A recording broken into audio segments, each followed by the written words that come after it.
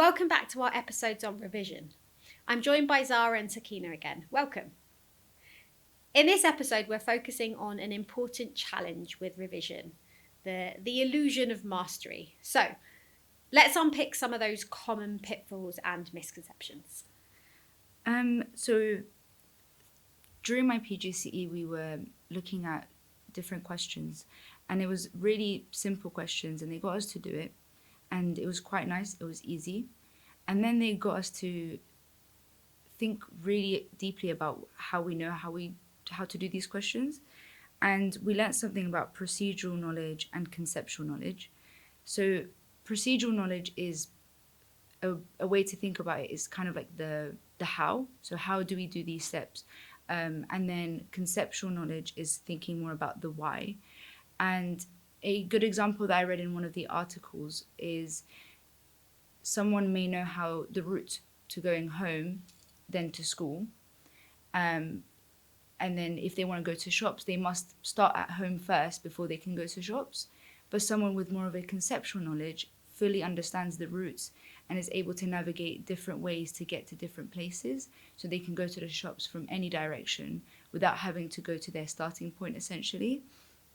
And I do want to emphasize that procedural knowledge isn't bad. It's not bad to teach through just steps. Sometimes it is necessary, just given the students or the class, but it's also really important to kind of expose students to different types of questions, because that's what happens in exams. They're having to draw from different things that they've learned and put them into one question. Especially in maths, you see that a lot of different topics coming into one.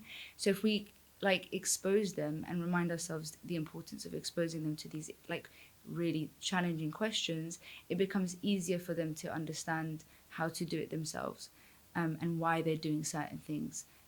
Yeah, definitely. It's interesting, isn't it? I think that does apply to all subjects, because there is definitely a distinction in all subjects between recognizing information and a way that you've done something to then being able to apply it and translate that into usable knowledge, which is what happened when you were thinking about that route to school or work.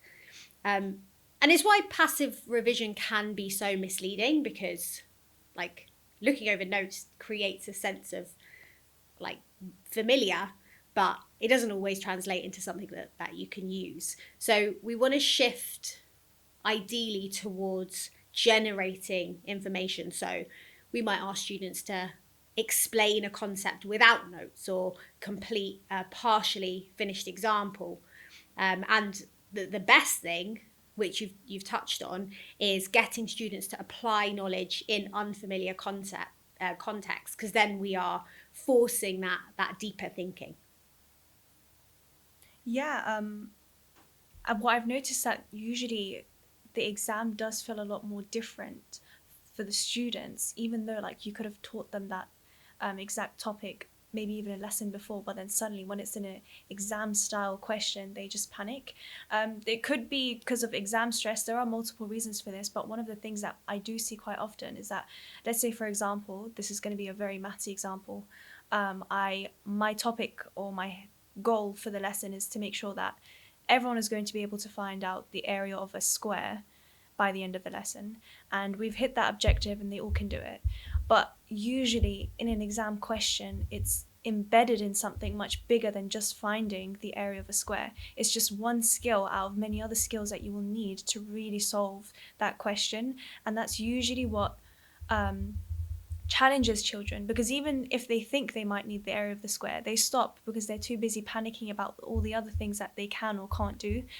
So it's more or less just trying to teach them how to actually transfer that skill that they learn in lesson. It's not just good enough to teach them the skill, but also show them how they can use it, how they can spot it, and how they can apply it into all these different questions. Yeah, definitely. I think this is a really big one. Exam questions are designed to be challenging. Like you said, they draw on so many different types of knowledge, and they are always in unfamiliar contexts. So the more that we can practice that in the everyday classroom, the easier it is for students to then make that transition into an exam setting. So practice of silent retrieval or timed exam questions are really useful, and just any practice to where they're like struggling productively, and also that opportunity to practice using knowledge in a way that's flexible will be really beneficial to them. It's been great to talk through those with you. If there's one takeaway from today's discussion, what would it be? I think it also goes back to our last podcast about exposing students to different types of questions, because we did talk about having to adapt everything that we've learned and put them into one question.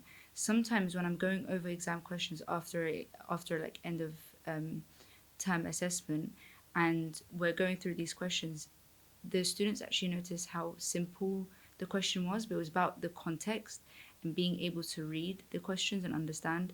So one, emphasizing the importance of reading, because it links to every subject, even maths, and then also exposing those types of questions to them and actually going through those questions and modeling us struggling and going through it, so that when they are doing it, they're like, okay, I most likely know the maths, I just now need to take my time, read it, and be able to answer the questions from there.